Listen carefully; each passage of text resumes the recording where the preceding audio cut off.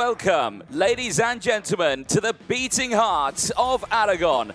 This is Zaragoza, a city steeped in history where Roman walls meet Moorish palaces and the tapas flows as fast as the Ebro River.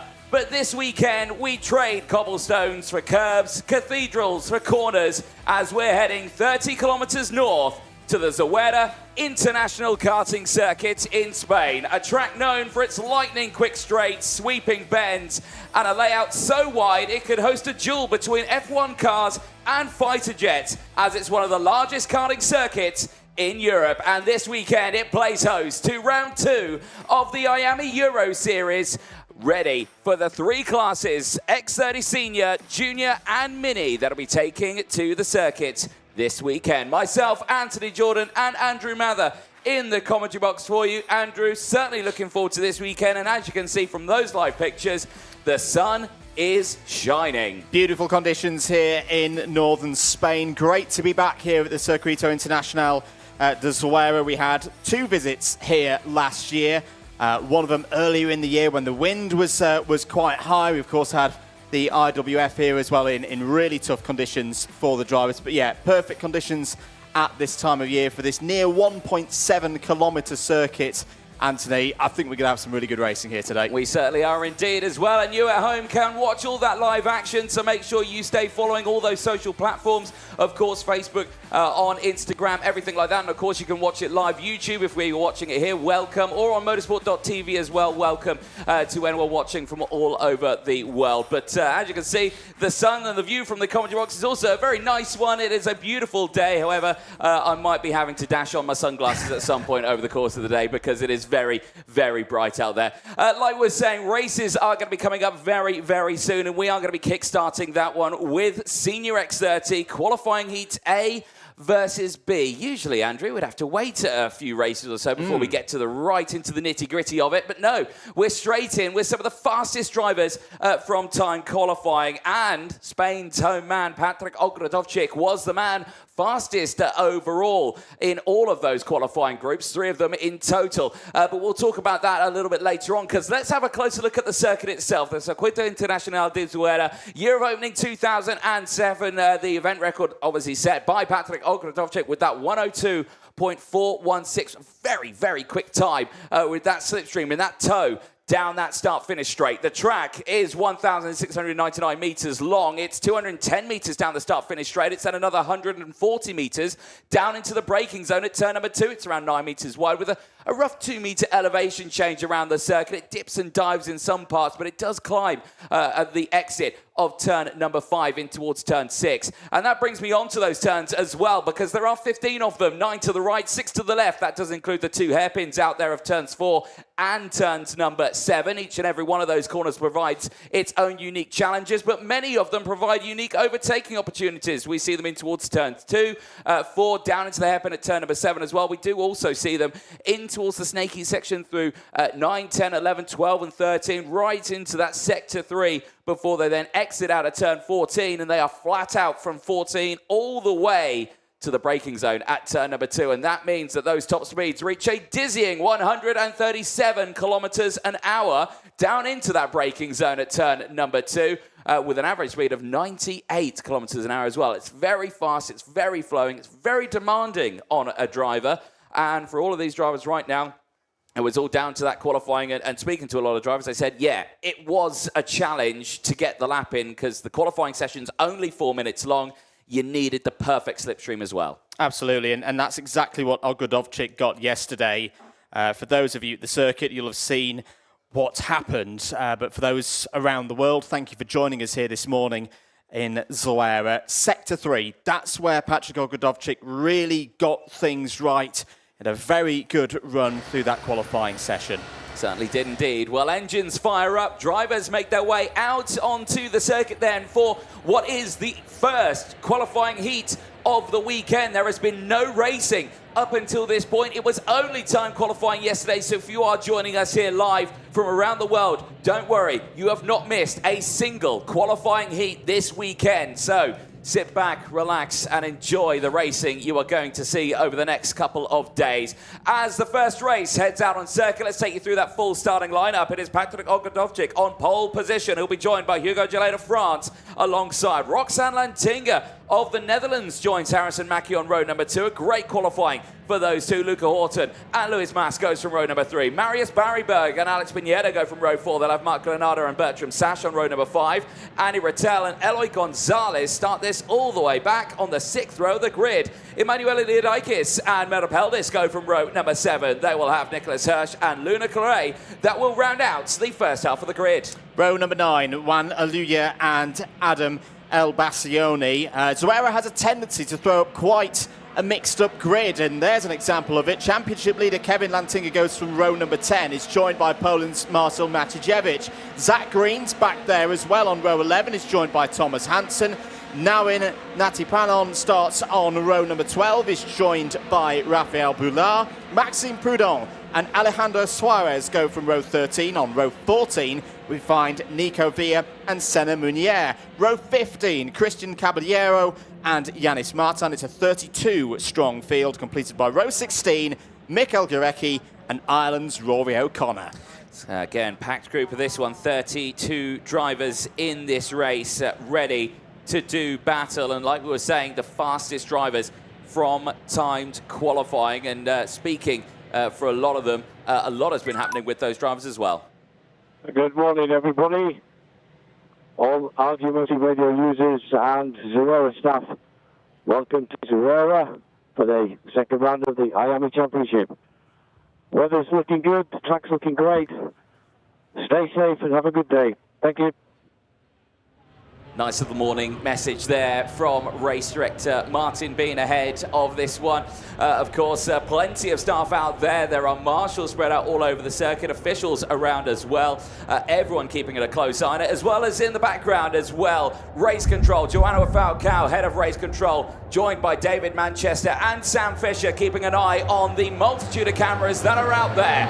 Lights are out. We are racing for the first time this weekend, and it's a solid start for Senior X30 down in towards turn number 1, and Patrick Ogrodovcic holds on to the lead, but Hugo Gelée goes round the outside, and it's the Frenchman who leads the way down in towards turn number 4 on lap number 1. Good start there for Gelée, and for the Victory Lane karting team, they've got a good record round here. Eloy Gonzalez in the bright red helmet is on the move up through the order. This is where we're going to see a lot of the action this weekend, folks, through turns 5 and 6, downhill slightly into the braking zone of turn 7. Look at the lead that Gelée has got in the early stages of this one. We didn't see him race at Cremona. This is a fantastic start for the Frenchman. Harrison Mackie's had a good start as well. There you can see him in 3rd place, last year's X30 Junior IAME Euro Series champion. The last time we saw him race around these parts was right at the end of the final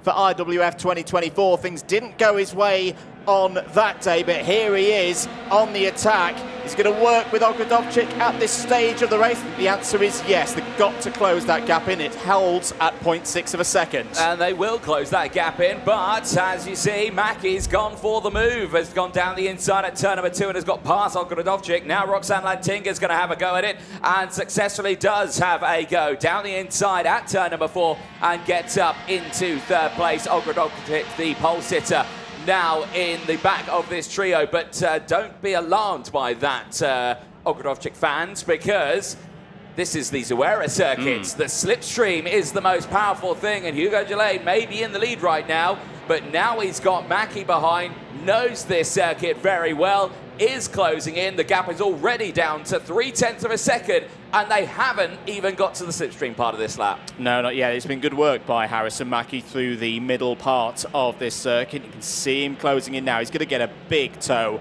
out of turn 15 to complete this second lap of 9. That'll be the order of things for all of the heats in X30 Senior here today. Down into turn 2. This is another decent opportunity to overtake. And Harrison Mackie takes it straight away. New race leader for Fusion Motorsport.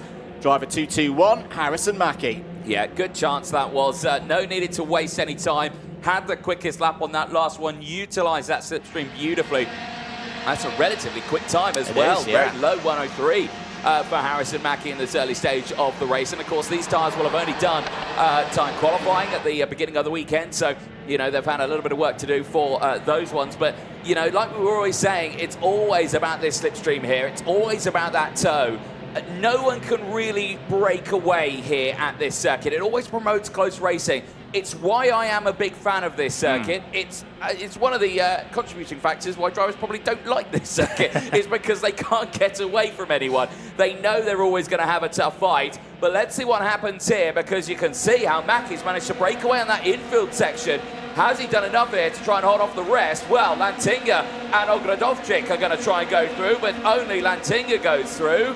So Roxanne Lantinga, now up into second place, is trying to close in on Mackie, but they don't want to do that too many times in that far section of the lap, because they're just going to lose time to Mackie up ahead. Ogrodovchik now up into third place, and Hugo Gelade now swaps down into P4, and we'll have Luca Horton for company now, who's closed in. Yeah, Luca Horton's having a good weekend so far. There's a couple of drivers we need to keep an eye on, Anthony, and if you're track side, kart number 271, Eloy Gonzalez is off the road there. Is that down at turn 5? Yes, it is. It's one of the kids to win karts.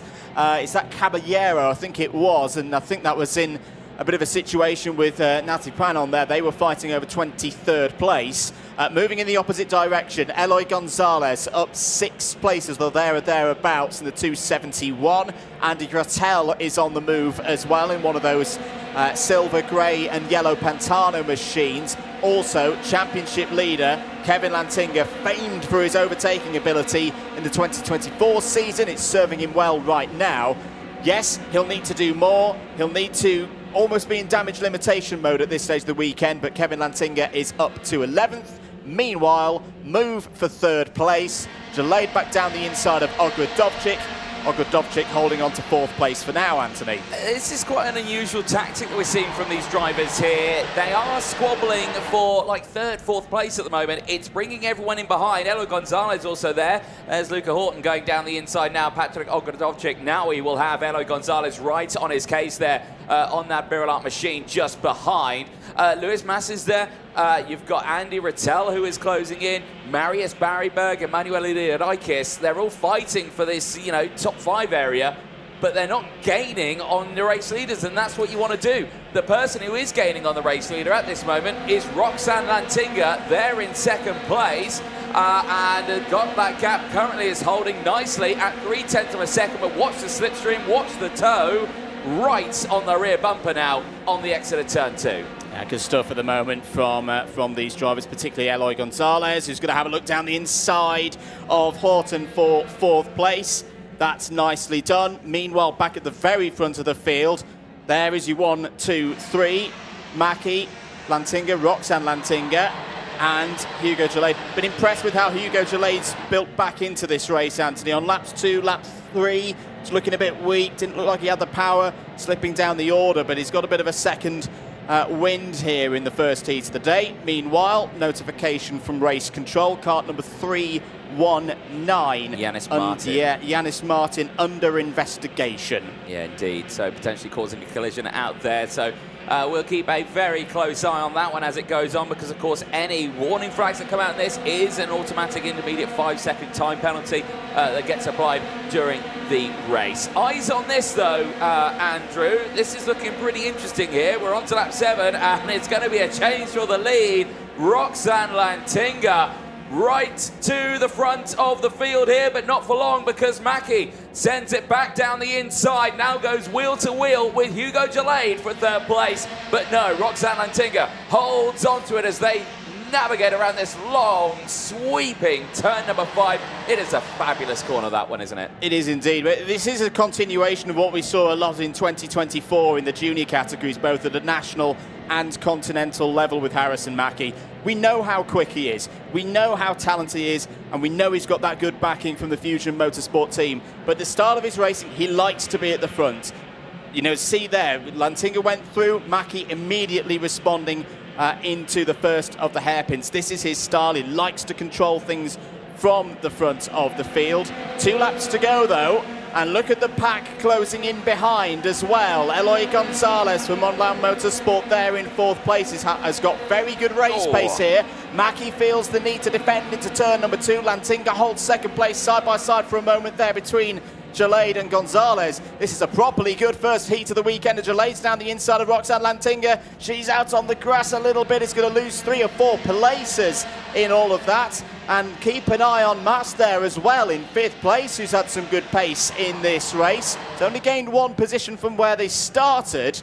This is good points potentially on the board for all of these drivers. It certainly is, and for Mackie now, that gap is 0.5 of a second because of all of that scrapping, so he's in a really strong position here. Roxanne Lantinga, though, is trying to really fight off what could be happening later on, because now Patrick Ogrodowczyk is back on the charge and has got back up into P6, is pushing through pretty nicely now that it has settled down just a little bit at the front here. But eyes focus on the front, big check over the shoulder from Mackie. He's just trying to suss out what's going on. He can see that trainer 4 cars behind, that's 0.5 of a second behind.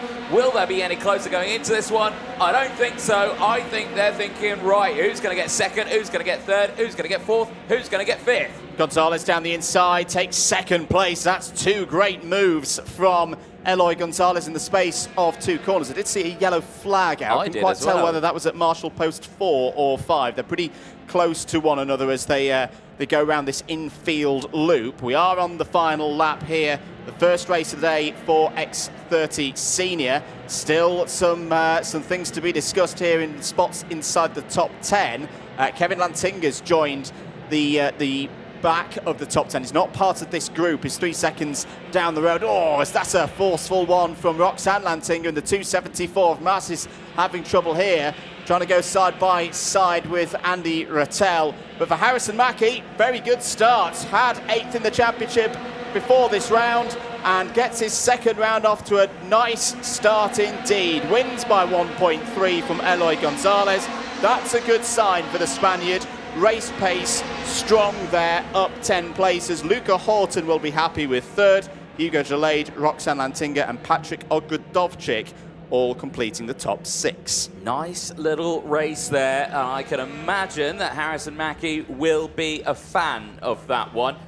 Nice charge through there from the 2nd row of the grid. P4 to P1. That is a superb start to the weekend, you can say. For the rest of them, though, solid race.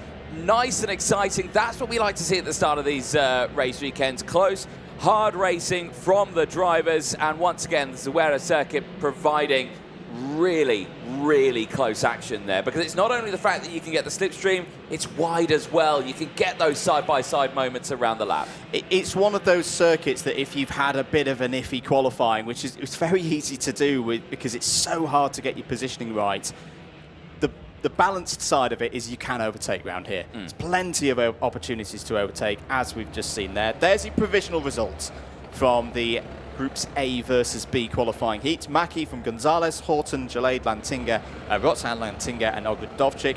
Mano Leodarikis, good drive there from the Greek, up 6 spots to 7th. 8th for Lewis Mas, Andy Rattel and Kevin Lantinga complete the top 10. Maris Barryberg, Alex Pinera, Bertram Sash, Merrill Peldes and Luna Clare all in the top 15. Zach Green up 5 spots to 16th. Manaluya, Mark Granada, Nicholas Hirsch and Marcel Matijevich complete the top 20. Thomas Hansen, Senna Munier, Adam Elbassioni, Maxime Prudhomme and Mikhail Gorecki all in the top 25. A few more finishes to go through. Alejandro Suarez, Yanis Martin, who was under investigation, we noted earlier on in the race, Rory O'Connor, Rafael Boulard, and now in Nathan Panon. 2 retirements from that race, Nico Villa and Christian Caballero.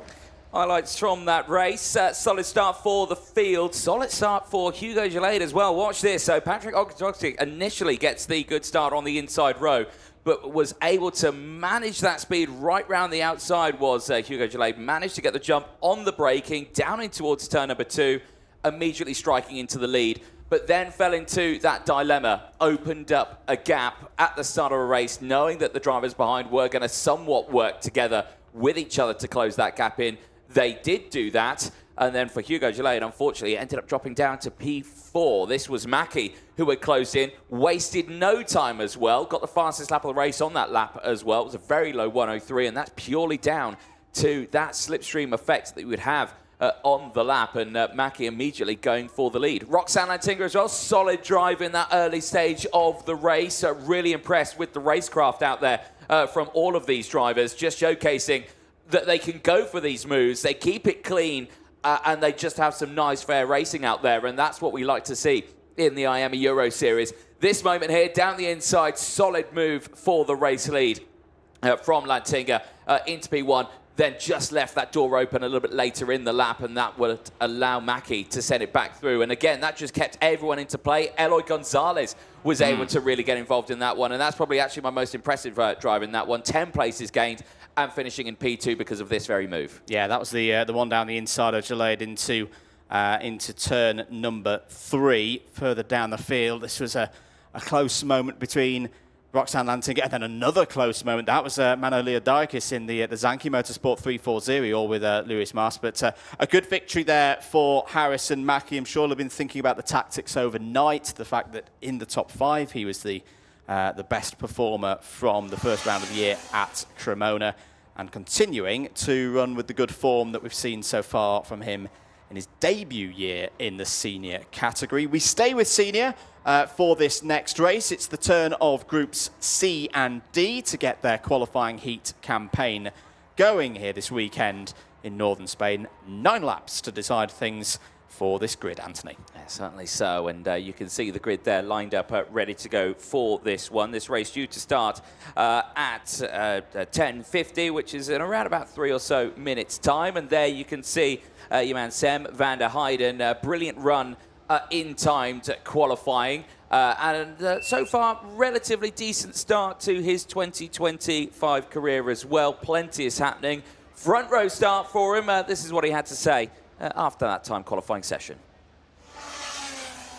Back in the paddock with our fastest driver in Group 2 in the seniors, Sam van der Heijden. Sam, a good lap time there. Always tough to qualify around here, but you took the initiative in that session. It was quite hard to get a good lap, also with a good slipstream, but we managed to did a good lap without the slipstream. It was quite happy with the lap. Yeah.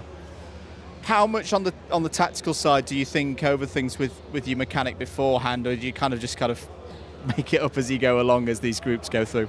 Not that much. Was just drive and see what we can do. That was it. Yeah. And another pole within group for someone who's not necessarily had the slipstream. We talked with some others about this as well. In the seniors, does that give you confidence that you've got the race pace to stay at the front across the course of the heats? Yeah, quite a bit. Yeah. I know we had the speed without the slipstream, I'm quite confident for in the race. Yeah. Going into those heats tomorrow, who do you think your biggest opposition's going to be? I think Julio Garcia, something like that. Yeah. Do we see? Well, best of luck, Sam. Have a good rest overnight, and we'll see you out there on track tomorrow. Thank you, mate. Good to chat there to Sam van der Heijden. Nice smile on his face, as always. Happy with the result after time qualifying. And you were saying there, who is someone that you need to watch out for. If I'm not mistaken, I think I heard the word Garcia. And that's the driver who's starting right alongside him on the front row of the grid. Home favourite here in Spain, Aaron Garcia for the MDC Racing team. On that front row of the grid, I am looking forward to the fight between these two drivers. Yeah, and two drivers who, in terms of the championship season, need to get going. Didn't really trouble the scorers in terms of championship points back at Cremona. So, yeah, it's the first heats. There's 3 of those rounds of heats today, and of course, the super heats in the finals tomorrow. But both of these drivers will be looking to get a good start at a circuit where they've had good results previously. I think back to the IAME Warrior final last year. Sam van der Heijden had some good performances in that one. Very different conditions here today, though, and not too windy as well. I don't think we've mentioned for a circuit that is in some ways notorious for the wind. Wood. Yes, so I'm going to give it a little tap as well, because for those who don't know this part of the world, we're effectively on the top of a plateau. Yeah. So when the wind does whip in, it can be quite ferocious for the drivers. They had that in free practice on Thursday, but the whistle's gone. The green light is on. It's time for our next heat. X30 Senior, Group C and D. And it heads out onto the track, and it all starts with the Netherlands' hopes and dreams. Sam van der Heijden on pole position for this qualifying heat C versus D. Aaron Garcia of Spain starts it alongside on that front row of the grid. Sam Woolley and Otto Buchanan round out row at number 2. They will have Danny Caronini, last year's man of the hour, starting this one on the third row of the grid with Carolina Redondo for company alongside. Mateusz van der Kerkhoff and Christian Biasati round out row number 4. They'll have Clement Outron and Riccardo Ferrari on row number 5. They'll have Xavier Jovas and Morgan Moore on row number 6. They'll have Marlon Bayer and Lewis Bird on row number 7. Row number 8, Isaac Sayer and Maxime Blanchemont for the start of this heat. Geims Merkelbach on row 9 is joined by Marie Barryberg, Morgan Knudsen and Luca Muller complete the top 20. Row 11, Mark Lepiccolo just got in the points last time out in Cremona. Starts alongside Daniel Britz. Alberto Hurtado and Aaron Cavillo have a lot of experience there. Need to go from the 12th row on this one. Francois Delatti and Lucas Frederick go from row 13. It's Peter Gurecki and Jorent Marcos on row 14. 30 drivers in total for this heat between Groups C and D. The grid is completed by the Philippines' Paco Sarmiento and Luca Mann. It's going to be a busy one in this, as you see the whole field pushing their way through nicely. Some drivers at the back of the grid there, like you were saying, Paco Sarmiento and Luca Mann, just not in position just yet in the formation. They've got a bit of work to close in on the main pack itself, which is heading around turn number 5 and 6 now. Obviously, for these drivers, these starts are a lot of work, because the one thing they want to do, Andrew, is pick up that pace pretty quickly. The one thing race director Martin Bean does not want them to do is pick up the pace too quickly. So it's one of those things where the drivers really want to go at the start. You can see how they head to that final sector now. They'll be heading to the red line very soon. I believe it's on the in between turns 13 and 14 and around that area. When they pass that, no overtaking is permitted. They should be in 2x2 rolling start formation. They'd have to wait all the way down. They're like 100 meters down the start-finish line before they get to the yellow line, which is the advisory acceleration line, and then they kind of go from there. They never do that. They always go just that little bit earlier, but it's that sort of go line there, isn't it? Yeah, particularly around here, because it is such a long run all the way down to turn 1. This is looking pretty good. There they go, past the red line indicated by the cones and the marshals there. The yellow flag's just reminding drivers to keep it cool, keep it calm. They'll form into the tram lines to get things going for Groups C and D in X30 Senior. Waiting for those lights to go out. That's looking pretty good. And away we go indeed. Good start for those on the pole side of the grid. It can be a bit tricky through the exit of turn 1, but everybody's running down towards turn number 2. Good start for the pole sitter, Sam van der Heijden. Oh, there's a spin in the middle of the pack there. Is that Danny Caronini? Oh, there's a lot of carts off on the exit of turn number 2, but Danny Caronini, I think he's got a very good start. Yes, he has. The reigning champion who started on the third row of the grid was a little bit tentative through turn 1, but I think that was very deliberate from the Italian. He's pounced. He's up to second place. Drivers involved in that incident involved Carolina Redondo, unfortunately, was starting right up in that order. Morgan Knudsen, as well as, I believe, Francois Delatti as well, also involved in that moment. So some drivers there really need to work on that early stage of the race. But right now, for the front of the field, it's all fine and clear. And like you were saying, for the likes of Danny Caronini, who has got himself there into second place, that's an extraordinary start from the third row of the grid.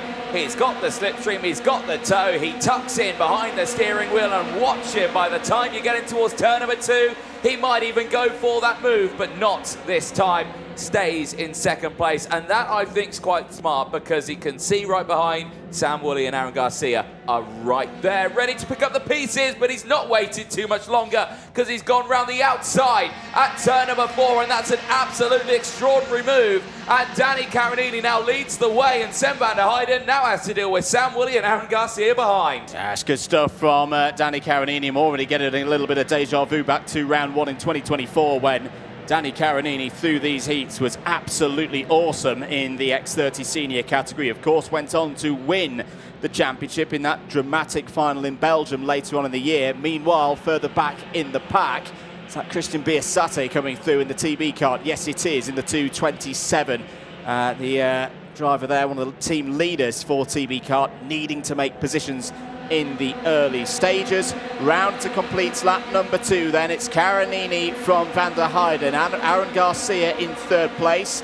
Van der Kerkhoff, who does come into this weekend as championship leader. It's very close. Sorry, it's P2 in the championship, but he won the final at Cremona, to correct myself on that one. Just showing how competitive it is in X30 Senior this year. Oh, one of the BMRs is out wide. That might have been Sam Woolley. It was Sam Woolley, who drops a few places, but is still holding there, Anthony, in the top 10. Indeed. So, again, shaky starts on this one, especially right at the beginning, because it is so fast. Any little lunge, you could lose out loads of places. And there's the first one, Alan Garcia, down the inside at turn number 7, gets into 2nd place and hunts down the Italian, who is only 0.2 of a second ahead of him right now. Sam van der Heijden needs to look at the drawing board once more, because he has got, like you said, the winner of the Cremona round earlier on this season right on his tail now. It's 1, 2, 3, 4 to the start-finish line, led by Danny Karanini across the line. But keep an eye on this one, because Sam van der Heijden might have a chance of going for the move here, but no, they think against it. They want to make sure they keep with Danny at this early stage of the lap. They do indeed. Lewis Bird's having a good race. Oh, it's Garcia down the inside into turn 3. That's a brilliant move from the Spaniard for MDC Racing, who've got a lot of hopes here this weekend to at least get some podiums, if not better results. There's a green flag at Marshall Post 4, which would indicate that something's happened further back in the road. We'll update you on anyone potentially falling down the order. Moving up the order, Bird has mentioned. Muller is up 7 spots as well. Mark LaPiccolo has also gained quite a few positions in this race. For PB kart is up to 15th place now. But back with our leaders. Oh, there is some dirt being kicked up there. Who's that off? It's one of the KB Racing Experience drivers from Poland. I think Lorenz Marcos is possibly one of them for the Just Drive Racing team. He's just tumbled down the order as well. So there's a couple of drivers who I think have been involved in that one, but we'll get a full confirmation of who they are in just a moment's time. Carolina Redondo and Morgan Knudsen, if not mentioned already, out of this one. Meanwhile, another scrap at the front of the field, and Karanini's pushed out onto the curb. Gets back onto track, but loses a couple of positions in all of that. So through go Van der Heijden, through goes Van der Kerkhoff, and there's the 2:26 of Otto Pukkanen as well. Pukkanen up to 4th place. You could just feel at these early stages, because there's not as many heat rounds as we're used to with the seniors, slightly smaller field than previous rounds of the season. Just the 3 chances for drivers to get one over each other as they prepare for the superheats tomorrow. You do have quite a few big scorers from Cremona in this race. They've all set the stall out in the early stage of this season. They know that these heats could make the difference in what will be a championship point scoring stage at the end of today. Yeah, it certainly will do. Down in towards turn number 2 once again, and you're just looking at this one, the drivers, you just can't break away, and now Garcia's going to have to try and back them up in towards turn number 5. This is always risky for the drivers to try to hang it around the outside. We just saw it earlier on for Karanini, who went backwards earlier on. You can see him right at the back of this train as Clement Utron looks down the inside of Otto Pukkanen, but it's not found his way through, and he stays there just behind. Van der Kerkhoff still in a prime position as well, but you have to put it on either one of these drivers inside that top 6, top 7, top 10 are in for a chance of winning these qualifying heats, and that's what makes this track and this class so incredibly exciting. Down into that final sector then, sector number 3. We are lap 6 of 9. Race is slowly coming to a conclusion, and every time you get on this start-finish straight, it's like clockwork. Alan Garcia will do one thing, and that is check over his shoulder. This time around, though, he doesn't do that. He is just thinking go forward. He's probably been told every time you look backwards, that's where you'll end up, and this time he didn't. It still happened. As Sam van der Heijden sends it down the inside at turn number 2, and that brings Otto Pukkanen right into play here, who sweeps around the outside. He tries to get the switchback on the exit of turn number 4. Can they go wheel to wheel in towards turn 5? The answer to that is no. And he stays right behind, but he gets an amazing lunge down the inside but once more it's not close enough. That was tight. That was really, really tight through turn number 5.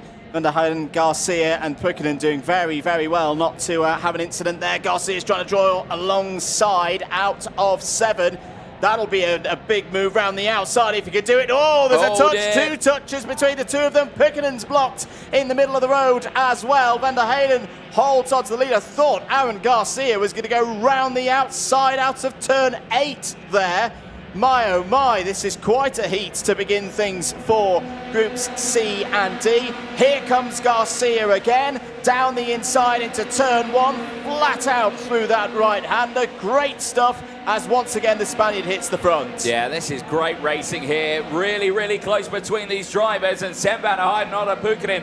They need to be careful here now, because once more wheel banging down in towards the apex of turn number 5 and 4, but it's a solid start for them. But right now they need to be careful, because look who's closed in. Van der Kerkhoff, Utron, Danny Caronini, Christian Biasati. They're all right there. They're all involved in this fight as they are trying to close in on the man now who has broken away. Aaron Garcia had timed that overtake to perfection. Yeah, it's really good from Aaron Garcia. He read the situation very well.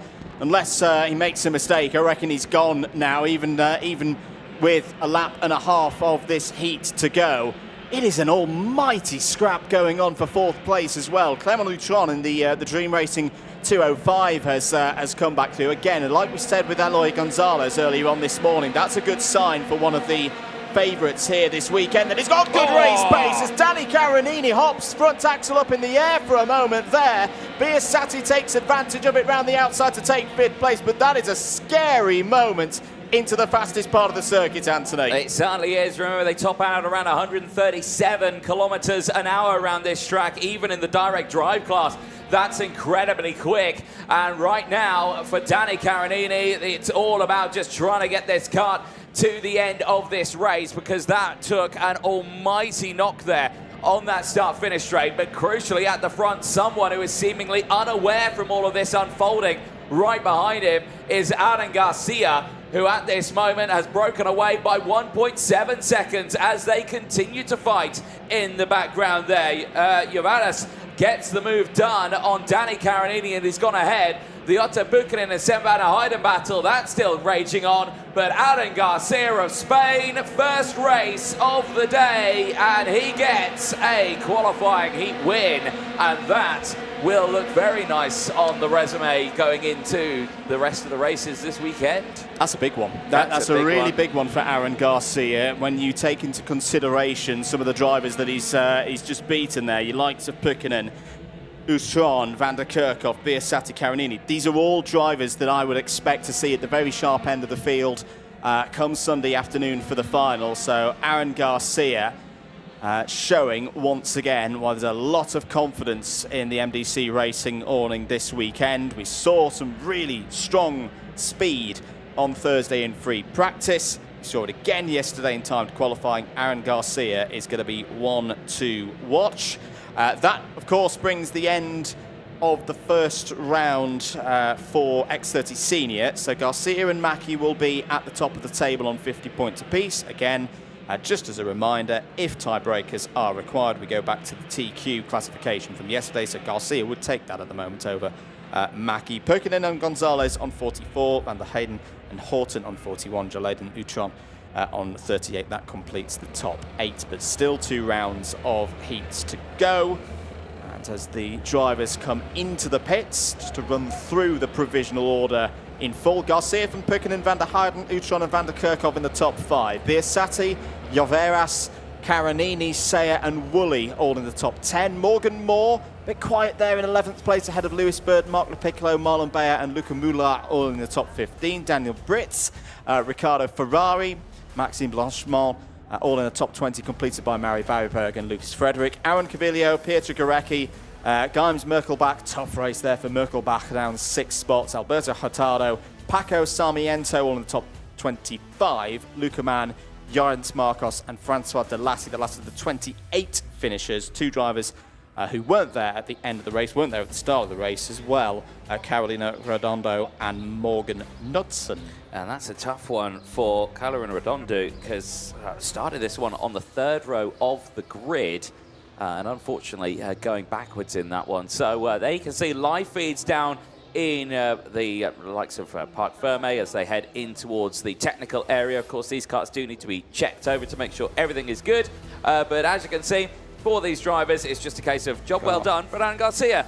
We're going to take a short ad break. Don't go anywhere because we'll be coming up with the next races very soon. It's time for the Mighty Juniors heading out on track next.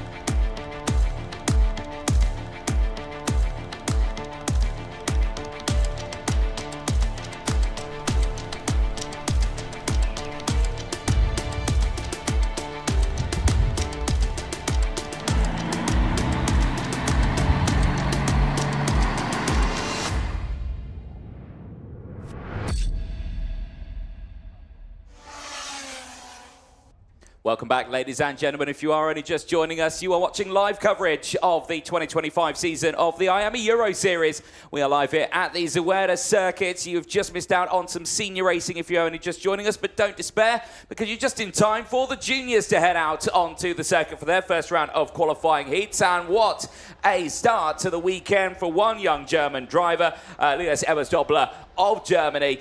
Put it on pole position in time qualifying. Fabulous, fabulous time and session from him. Here is what he had to say after that session.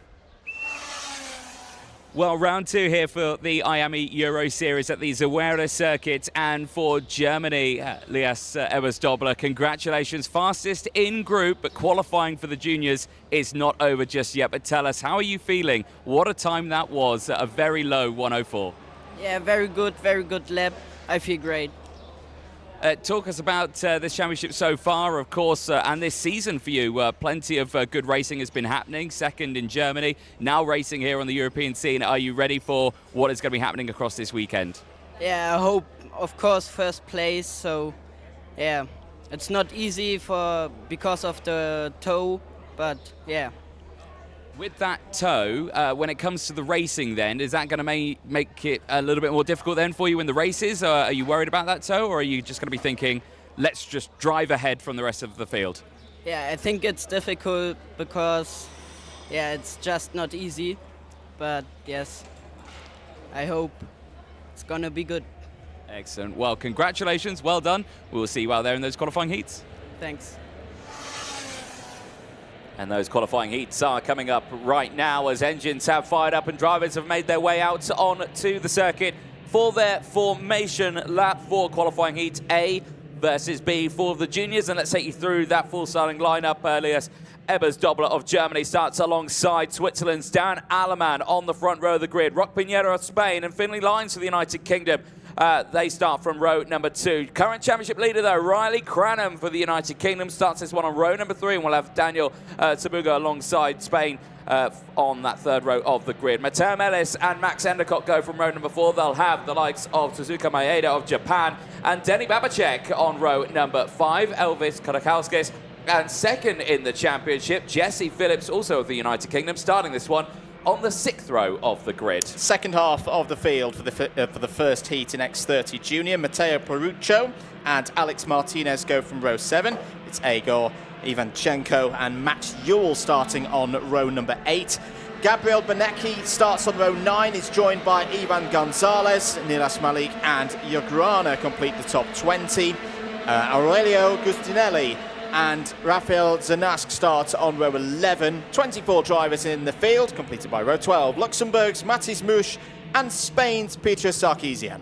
Right, so this driver's then getting everything squared away, ready for their first race of the weekend. Like you say, qualifying really, really competitive in qualifying. I think some drivers just missing out, though, on the grasp of the 4-minute thing. Some drivers going out a little bit later, waiting for a little bit more, only getting the sort of one lap in what they needed. But for the rest of the field, it was a really strong and competitive qualifying group, and that's why we see some of these names, you know, like I said, well, Jesse Phillips, for example, second in the championship, starting this one on the 5th row of the grid. That's not the result we would have wanted in time qualifying. No, it's not what they would have wanted, but that's all history now. Today, you get your head down, especially in these first heats. Focus on getting a good first couple of laps. We've seen already in the seniors some good progress made by drivers we're familiar with to be coming through the field and featuring deep into the weekend. Still very early stages, of course, but there is a cut-off for the drivers. Only the top 36 go through to the final on Sunday. All of these drivers will be guaranteed a run at least into the super heats, but they want to get a good start here in the first of 3 qualifying heat rounds here at Zuera today. We are about ready then to get things going for groups A and B. Are the lights going to go out? No, they're not. We're going to go around again for another formation lap. That's what we're seeing on our timing. Yeah, that was front of the grid there, just not formed up at all there. You saw drivers really spread out right at the beginning of that one. Inside line looked good. Outside line, however, not in a tidy formation there. And like you say, yeah, the field goes around once more for another lap. So first full start of the weekend so far. And I'm sure these drivers will get a good chance on this time around. So other drivers then that we need to keep an eye on in this early stage of the racing. Like you say, Dan Allemann on that front row of the grid, currently 6th in the championship. Certainly one to keep an eye on in these early stages. He's known to be very quick. He's known to really push as hard as he can. He's not only racing in this, he's racing in the rest of the international world of karting as well, with a handful of other drivers as well. Japan's Suzuka Maeda as well, racing in the international scene also, and has jumped into this category also for the 2025 season, really showcasing some true pace over the course of the season so far, and of course making it into Group A at the end of qualifying is a very good achievement indeed. Drivers once more being slowed down right at the front of this one. They need to keep that pace nice and close, keep the speed down. They are tricky, these starts. I've said it time in and time out. It may look easy from your sofa at home or from your ladder at the side of the circuit, but from a driver's point of view, there's lots of things you've got to consider. Track positioning, speed, make sure you're not bumping into the driver in front, keeping an eye on everyone around you and beside you, all while trying to keep it within 2 white lines. Lights are out. We are racing in towards turn number 1, and it's a solid start for the inside row, but keep an eye on Alaman. Can he emulate what Hugo Gillet did earlier on in the seniors? There's a bit of contretemps in the middle of the field, but everyone has made it through cleanly in towards turn number 4, but crucially it is a good start still from the pole sitter, and Elias Ebersdoppler holds on to the lead as they all go a little bit wide on the outside. There's that Dream Racing's there, Elvis Krakowskis, who tries to get back onto the circuit. He does. But yes, a bit of a shaky start, but so far, Andrew, not too much drama. Not too much drama. I think it was Max Endicott being half popped up in the air on the run into turn number 2. Looked very, very tight there in that all of those positions just inside the top 10, wanting to make early progress. Just the 7 laps, of course, for X30 Junior. It's a long circuit, nearly 1.7 kilometres in length. Dan Alaman is your race leader. There in second place. Slight change of colours for this weekend into the BMR prepared machine there. It's Finlay Lines in second place. He's pointing forward.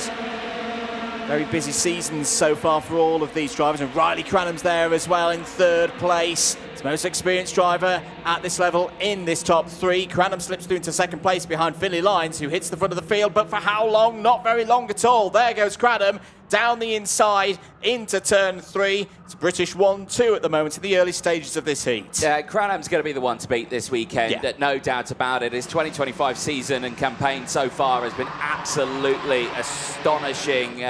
Doing really well in the UK. Has already won, seeded plates in the UK as well in terms of karting. And out here in Europe, it's a very similar story as well. Really pushing strong in the early half of this one and not wasting any time at the front of the field. Martinez going for the move there as well in the background. Action happening throughout, and also some really big movers. Yul and Benecki up 7 places. Nilas Malik 8 places currently gained right now, and he is your biggest mover out there on circuit. As looking to the inside there, Dan Alaman, well, that looked a bit early there for a move, pulling out of the slipstream. Lost all of that toe and momentum, wasn't able to get the charge down in towards turn 1. And the other difficult bit for, we'll come back to that, because a 3 wide into turn 3, and Alaman's got both of the brilliant stuff from the Swiss driver. Cranham shuffled down to 3rd. Here goes Finlay Lines down the inside into turn 5. We said there was going to be a lot of action through this part of the circuit this weekend. That's a great move from Finlay Lines. Jesse Phillips is on the move as well, already up to 4th place. Lines defends into the 2nd of the hairpins. Who else have we got in this group as well? I think Rock Pinera is in there. You've got the Axion Racing number 51 of Martinez coming through the field. Finlay Lines leads into the latter section of this course. This is where he's got to build the speed now, through 13, through 14, down the inside. There goes Cranham, gets himself back up the order a little bit, opens the door for Martinez to come through there in the number 51 with the flashes of green. Great stuff from Martinez. Has gained 11 places so far in this race. Yeah, he's had a really strong start here and has pushed through nicely as well. It's a carbon copy of what we're going to see, I think, every single lap. The train has just demolished Finlay Lines there. He is trying to find his way back into that train, but he has lost out on around 8 places there, and he tumbles down to P8. That is a dreadful run through turn number 2, but that is purely the fact that he had that inside line opened and the train went through. It's so easily done. Yeah, that's a tough lesson for the young man from Lichfield in the West Midlands. That's classic Zuera. You get a little bit out of line, you get a little bit out of rhythm. Didn't do anything wrong. And when there's a close pack like this, you can get punished very, very quickly indeed. We're at the middle part of this first heat of the weekend for X30 Junior. Your race leader, kart number 54 for Fusion Motorsports, Riley Cranham, championship leader from the first round in Cremona. But look at Alex Martinez there. He's closing in, and Cranham has to get to the middle of the road there to stop any kind of attack from the Spanish driver. Dan Alaman's going to have a go now from 3rd place. Jesse Phillips holding nicely there in 4th place. Good recovery after a tough qualifying yesterday for Jesse Phillips. Matteo Melis is also on the scene as well in the green and white TB karters side by side.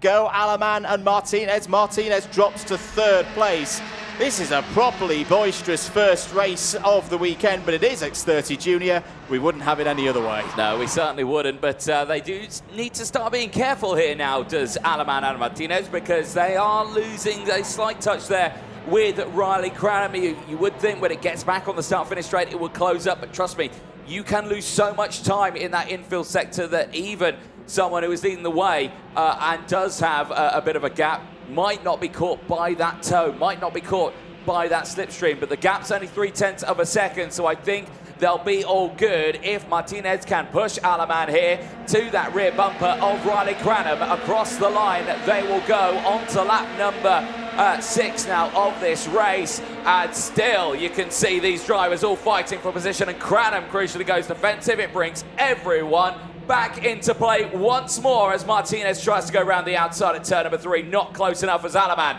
now takes the lead of this one. Down the inside, but he runs wide on the exit and now will get squeezed by the likes of Riley Cranham, who retakes that lead away from him. Now Martinez on the outside is going to try and get switched back into this one. Phillips is there as well. Keep an eye on Phillips. He's really good at these sort of situations of reading the road ahead to see what happens, as once more Martinez is just trying to get past Aleman, and look at that, just through turn number 7 alone. Look at the gap they've opened up to Cranham. That was a really nice sequence of play from Riley Cranham, and for me it's a great example of where Riley Cranham in 2025 is a little bit different to 2024. That move from Aleman, let him have the run down the inside into turn 3, didn't panic, knew that he just needed to take that wider line, come back underneath, retake the lead. It's that kind of maturity that's really impressed me so far this year from Riley Cranham. We're on to lap number 7 now. There's still plenty to be discussed here. Phillips is having a go at Martinez. It's not worked out though. Mellis has come through into 3rd place, and Aleman's having another go now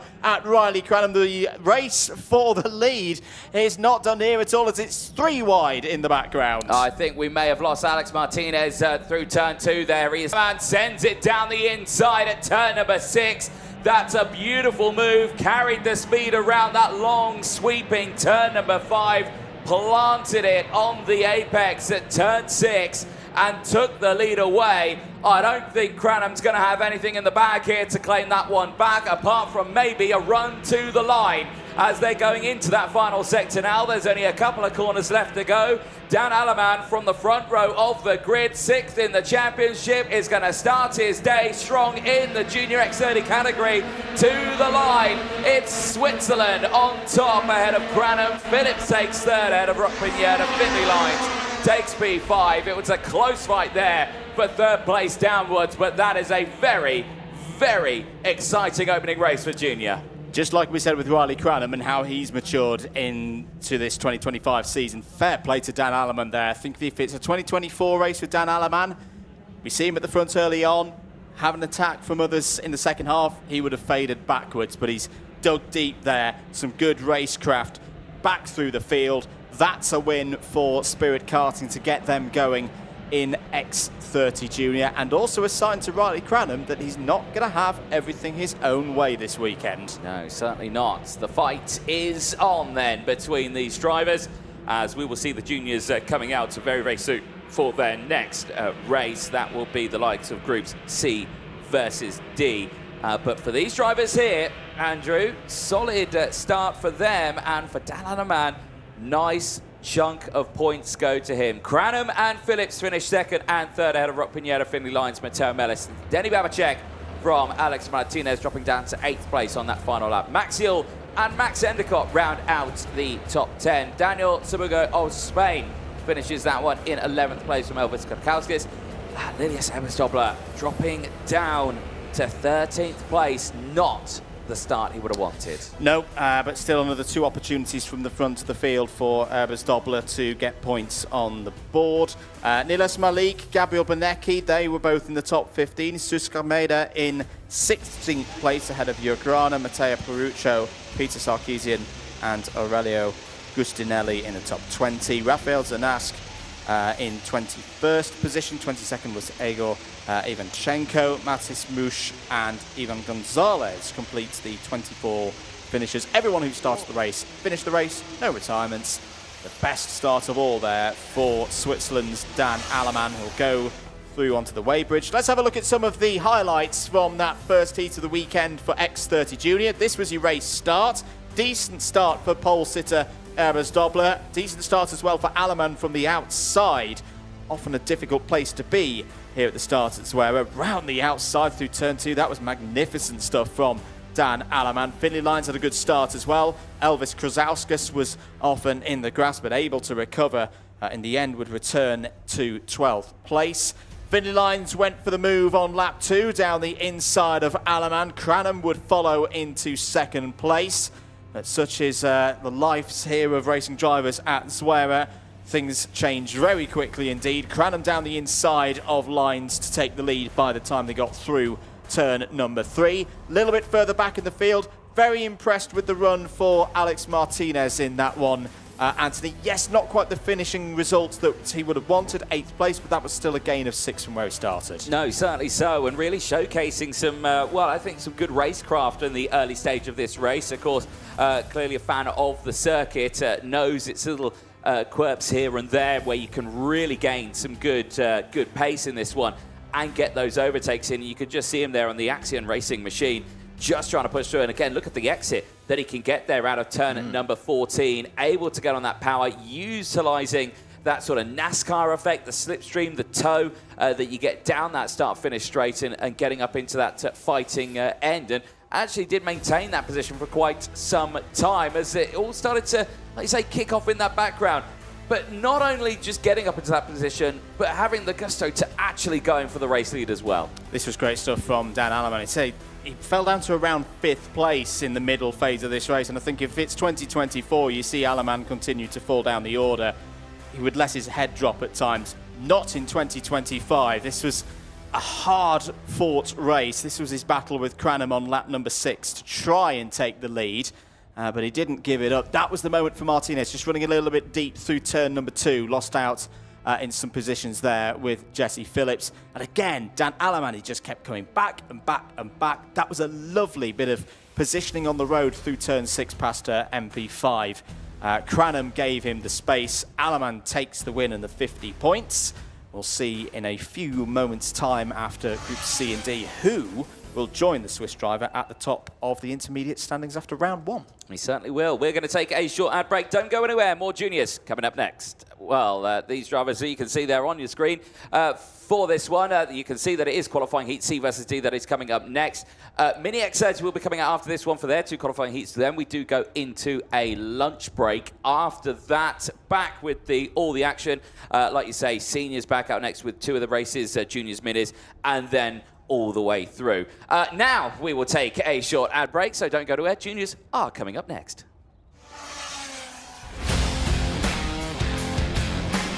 It makes life a lot easier out the track, so you don't have to worry about school and on-track performance and grades and all that sort of stuff. The school understands exactly what I'm doing. They understand, how important it is for me, and the schedule that they, created for me is really well balanced, and I really enjoy it. It's a very fine balance between his sporting career and also his studies. He doesn't have to compromise on either. I'm very happy that Minerva has supported us through this journey. The communication is great, and yeah, I'm enjoying it. I think MVA would help a lot of other races. A lot of people come into the track and asking about it. What do you do for homeschool? Like, how does it work? And I always say, Minerva, you need to contact them and get going with them because it's made my life so much easier. Welcome back, ladies and gentlemen. If you are joining us, welcome to the IAME Euro Series Round 2 here in Zuera. Junior X30 qualifying heat C versus D is the next race that will be heading out on to the circuit. Certainly looking forward to this one after the, well, pretty feisty race we saw in that first one. And this one, I'm sure, will be no different, as it will have Sweden's Ludwig Granqvist on the front row of the grid for this one. Will be joined by Freddie Wood on the start of that one. But there you can see, starting a little further back on the interview, we caught up with a couple of these drivers. But yeah, indeed, for Granqvist, a very good qualifying for him. Charles, congratulations. Well done. Fastest in group in Mini X30 for round 2. How was the track and how was the kart for you? Merci. Quand je suis parti, j'ai pris directement l'aspi de fusion parce qu'ils roulent plutôt bien. Et j'ai fait mon temps derrière eux et voilà. Excellent. Well, congratulations. Well done. We will see you out there for the heats. Merci beaucoup. Merci. Well, that was a good chat there with Charles Zuera, who will be out in the minis later on, so I do apologise for that one. But for the juniors out there, they are priming themselves ready, and for Ludwig Cranquist, like you say, very strong qualifying for him as he heads out onto the track on that Falcon machine. Engines fire up. Let's take you through then that full starting lineup for Junior X30 qualifying heat C versus D. It will be Ludwig Cranquist on the front row of the grid. He'll be joined by Freddie Wood alongside Louis Blazare and Daniel Oliver of Spain go from row number 2. Benjamin Westwood of Malta and Bruno Grieling of Spain go from row number 3. They will have Didier Kreeft and Archie Owen on row number 4. Jacob Bachelor and Sid Derenemaker round at row number 5 and the front half of the field. They do indeed. Row number 6, Christian Fay and Noah Grenier. Row 7, Henry Carter and David Mintuna. Gabriel Canal starts on row number 8. He's joined by Portugal's Jan Rodriguez. Row 9, Romeo Mello and Tudor Jerkan. Alexandra Point and Veer Chopra complete the top 20. It's a 22-strong field that's finished off by Marcus Papp and Andrea Galimberti. Well, right now, those drivers have got some work to do from the back of the grid, but as we have just seen from that first race, Andrew, for the juniors, 100% doable.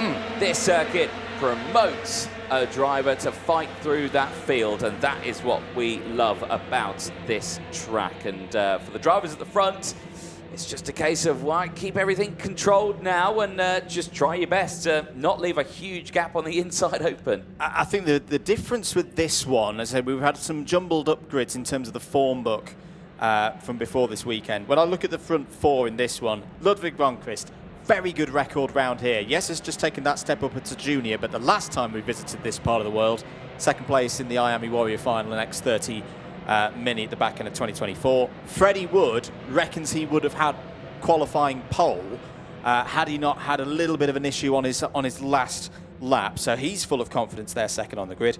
Louis Bazare entering this weekend 3rd in the points. That's got to give him a good a degree of confidence. And Daniel Oliver as well, another of the home favourites, knows this track very, very well indeed. This could be a proper scrap here at the front of the field. It certainly could be. I am looking forward to this one for all of these drivers right up at that sharp end. A chance of a taste of getting that checker flag first is only moments away as the drivers enter into those tram lines for the first time. Lights are out. We are racing down in towards turn number 1. It's a good start for the inside row and Cranquist, Bazare and Westwood. Getting to the front here, nicely done from them. Freddie Wood's going to try and hang it around the outside in towards turn number 2. It is too little too late though, and he slots backwards just that little bit, but right there at the sharp end, look at the start there for Cranquist. He's not only managed to hold on to the front, but he's managed to break away just that little bit. Bit of drama in the background, and there's some drivers going off the circuit. I think that may have been VDK's Portugal's Jan Rodriguez, who unfortunately went a little bit backwards as watching this one. Louis Bazare right there, tucking in, is trying to close in on Cranquist. And looking to break away in the early stages of this race. Benji Westwood had a real moment coming out of turn number 2, so the Pantano Racing Team number 50 has fallen down the order a little bit, but is at least still in the top 10. Here's Bazare looking for a move past Ludwig Cranquist in the early stages of this race. I think they'll try and work together over the next lap or so, but again, that's the difference with Zuera. It's not just a case of a single driver clear out front of the field can struggle to stay clear. Even a group of 2, if it's 2 versus 3, 4, 5, 6 immediately behind, the bigger pack can pull the breakaway in fairly easily round this place. But it's Cranquist from Bazare, Wood, Oliver, and Didier Kreeft in the top 5 as well. The Dutch driver was very, very quick yesterday in free practice, Anthony. Yeah, certainly so. Cranquist still in the lead of this one, as I think there's been some drama further down the field from maybe Romeo Mello, who's just dropped down to 18th place now, the same as Lund as well has dropped down to 21st place, a deficit of 10 places in that early stages. Calm and controlled at the front here from these two drivers, Granqvist and Bazare. No fighting between the two of them. I think they've just witnessed what, of course, has happened in that first junior race. They don't want that. They would like a nice buffer between the rest of the field so they can effectively go for a nice little scrap maybe at the end of the race. We do see that time in and time out. You'll see that a lot when it comes to those mini races later on. Freddie Wood currently there in third place. Bit of a danger zone here for Wood. Has not got that slipstream of the two in front. Does have, though, Didier Krief just behind, closing in. He is waiting for these two to start fighting. However, Andrew, I don't think we're going to see anything, maybe until we get to around lap 5. I tend to agree, because actually Freddie Wood's pace at the moment is very good. 1 minute 5.0 last time around. So he pulled 4.5 tenths on the top two. That's very impressive pace indeed from Freddie Wood, who continues to be a real surprise, I think, this season. It's easy to forget that he was in the mini category last year, so it's that big step across into the full-size chassis for him this year. But you know, the way he's been racing both at national and continental level, you would have thought, oh, he's in his second year, he's at the front. But Freddie Wood doing a very, very good job indeed. He's bringing Didier Krief with him as well. So this is going to be a quartet at the front of the field, I think, at least by the end of the next lap, possibly even more. Bazare senses that presence, goes down the inside of Gronqvist. Freddie Wood is there now, down the inside of the Swede for second place into turn 2. Through goes Krief as well. Ludwig Gronqvist didn't do too much wrong there, just has to stay in rhythm now as Bazare defends into turn number 3. Who else is joining this pack? Daniel Oliver's there. Stig de Rademacher is there as well. It's 1, 2, 3, 4, 5, 6, all fighting for the lead. And again, love this style of racing because you can see Granqvist, as he was trying to get back on that one, you could see he took the opposite line of what everyone else. They all dived to the inside. He went to the outside, try to get the switchback. But that's not enough just to do that because this circuit is so fast, so long, so open. You need to work with other drivers. Now, if he had the likes of Daniel Oliver right behind him, follow him along and push him forward, yes, that would have helped out. It won't help out now because De Rademacher's just gone through. So maybe if De Rademacher might have the chance of going with Granqvist, maybe they could form another train and see what they can do, because right now, well, you can see them dropping backwards here, but it is brands away from Wood. Krief to the inside at turn number 1. It is absolutely beautiful, and now here comes that inside train with Granqvist, and he is back into second place, and that is how it's easily done. That's beautiful from Ludwig Gronqvist to fight back. Freddie Wood's now taking the turn of having to just keep things nice and calm, know that, yeah, he's going to lose a few positions at this phase of the race. Jacob Bachler's in the middle of things as well. The other of the Jamie Green racing competitors in kart number 80, so he's got ahead of his teammate now. And keep an eye on Bruno Grieling in the number 35. He's already got some good results this season, had a very good run, of course, at the IAME Winter Cup, the last time a lot of these drivers raced in Spain. We're on lap number 5 now. Front couple starting to break away here. Bazare, Gronqvist and Krief, the following pack from 4th downwards, Anthony, need to get themselves organised. Yes, that's very true, but I feel like they could still close in here. Yes, okay, time very quickly running out. We're going on to lap 6 or 7. You know, the last lap board's going to be out very, very soon for these drivers. But right now, you can just see, yeah, when they start fighting like this and start chopping and changing, Granqvist back in the lead. This is what slows them down. This is what brings that pack behind back into play. Krief now having to defend, goes wheel to wheel with Louis Bazare. You can see those two nearly chopping over each other. Drama for Freddie Wood, unfortunately. I think he came off the circuit there at turn number 4 and he tumbles down the back of the order. That's a big shame for him as he was fighting up at the sharp end of the field. But eyes will focus on this one here as well, causing a collision and already a 5-second time penalty going out to Oliver Sanchez in that number 60, who's currently in P4, will tumble down the order at the end of this race. But right now, the two behind, Krief and Bazare, they need to now focus because Granqvist is starting to break away at the front. Yeah, it's doing a very good job here, Ludwig Gronqvist. That 5 seconds could be really, really painful for Daniel Oliver. At the moment, it would drop him down to around 14th place in the classification. We're on to the last lap then. Bazare going to the outside. Here's one of those many overtaking opportunities through turn 2. Gronqvist has passed that test. Here comes Bazare through into second past Kreeft. Kreeft checks over the shoulder to see how close that chasing pack are. That's another chance for the two following Gronqvist to overtake here. This is good stuff from the Falcon Racing team, driver in kart number 19. Another opportunity gone after turn 5, but again, I'm thinking that big run to the line might be a factor here with how close things are coming through sector number 2. Can Gronqvist hold on? Well, we'll have to find out because, again, he's being forced into the outside line here and he's left the door open, and Bazare and Kreeft both go through at that top section of the circuit through 10 and 11. But the fight's not over yet because, again, like we said, it's always down to that toe, that slipstream, down the start-finish straight, but I think it's going to be enough for the Frenchman. Louis Bazare is going to take the win in this one. Kreeft finishes second.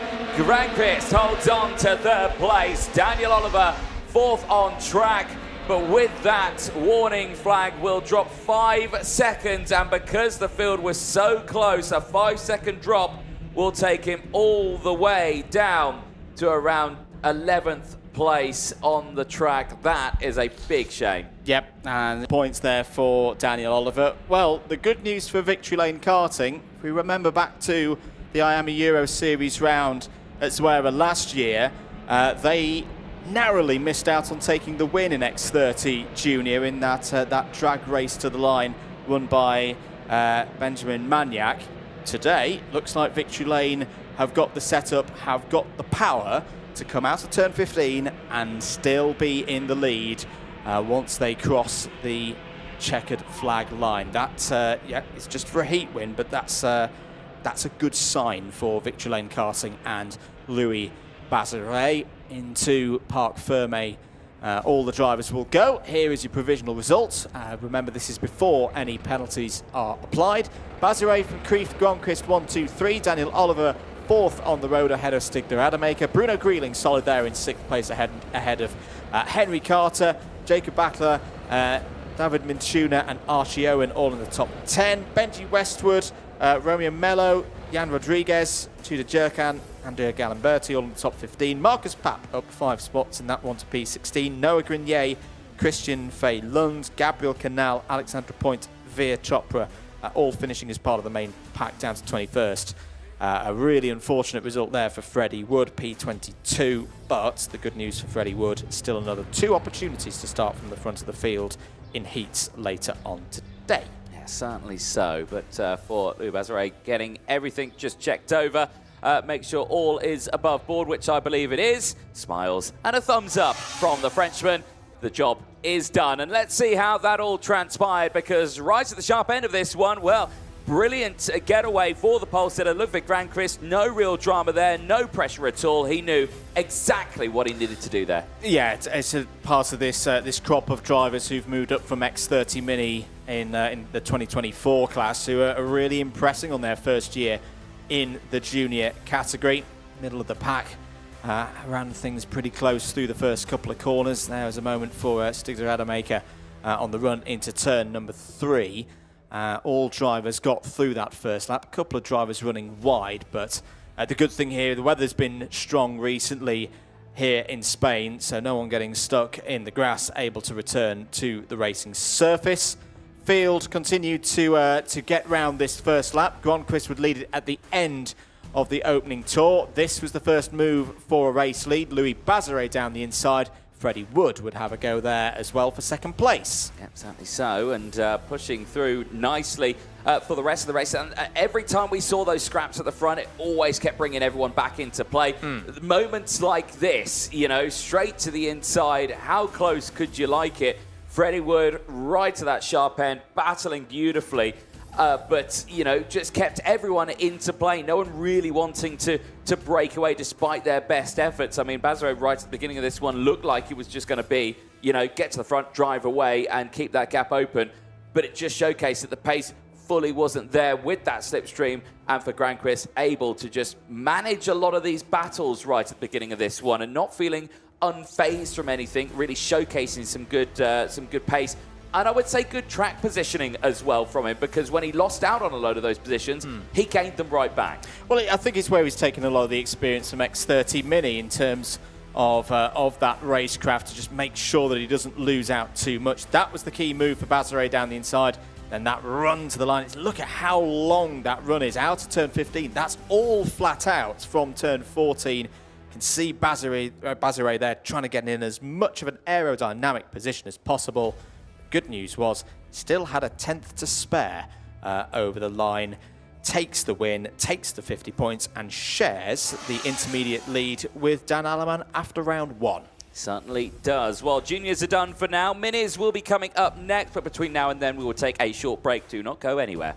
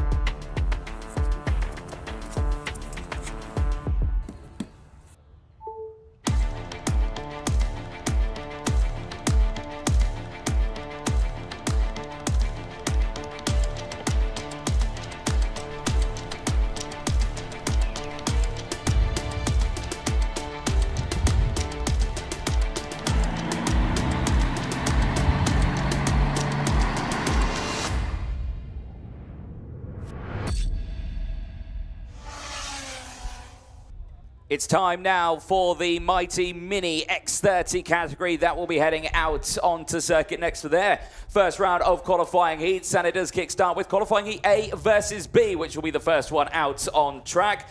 And, well, we heard from him earlier on, Charles of France, a brilliant run in time qualifying.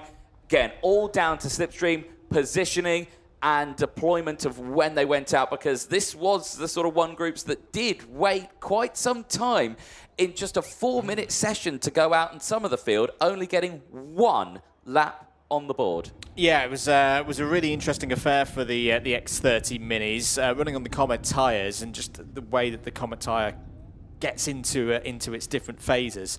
The drivers knew that they were pretty much going to have 1 full lap, and again, because it's such a long lap as well, there was not that much of a point of going straight out on 4 minutes. So yeah, left a high degree of risk for anyone who didn't quite get it right. But for those who were able to keep their nerves together and get a good lap in, they were rewarded with some strong positions on the grid. A lot of drivers at the front end of this field as well, Anthony, did well at Cremona. I'm just looking at the front 6 rows. I think we've only got 2 drivers who didn't score points of some description back in Italy. So this has got all the ingredients for a very close run affair once again here at Zuera. Yeah, it certainly is. And for all of these drivers now, it's just a case of you've done everything you can in free practice to get set up, dialed in, everything like that. Qualifying was done. We saw how that unfolded here at the circuit. Now we get to see how these races unfold, and we always see it in the minis. It is a long train all the way to the end on this one. It is get into that slipstream. It is push forward as much as you can, and it is just try and hold on to your position. If you think that you saw some big trains and drivers losing positions in those juniors, wait until you see the minis, because it's so easy to go from first down to about 20th in the space of just one corner without even crashing. Here's your grid then. Charles Zuera of France and Mason Brooks go from row number 1. They'll have George Clark and Colby Patterson on row number 2. Max Cruz and Harry Williams round out row number 3. Row 4 will see George House and Mathis Brageau. Austin Newstead and Christian Kobe will go from row 5. They'll have Alex Riley and Baptiste Augustin rounding out the top 6 rows. On row 7, it's Luca Pavel and Min-Jae Kim. Row 8, Adrian Jimenez and Ilyas Sami. Row 9, Artur Konovalov and Mason Kwong. Row 10, Max Lofer and Stanislav Tiarko. Row 11, Ethan Bailly didn't quite get qualifying right yesterday. Will form that last row of the grid with Maxim van Crane.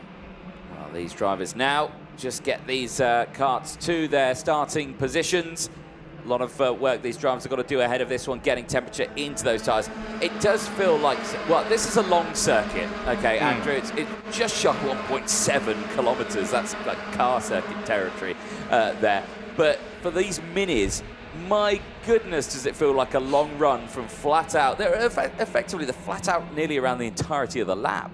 And it's a circuit that teaches drivers good racecraft. We've just been talking about Ludwig Gronquist and how he's stepped up to the juniors and done really well, particularly around this circuit.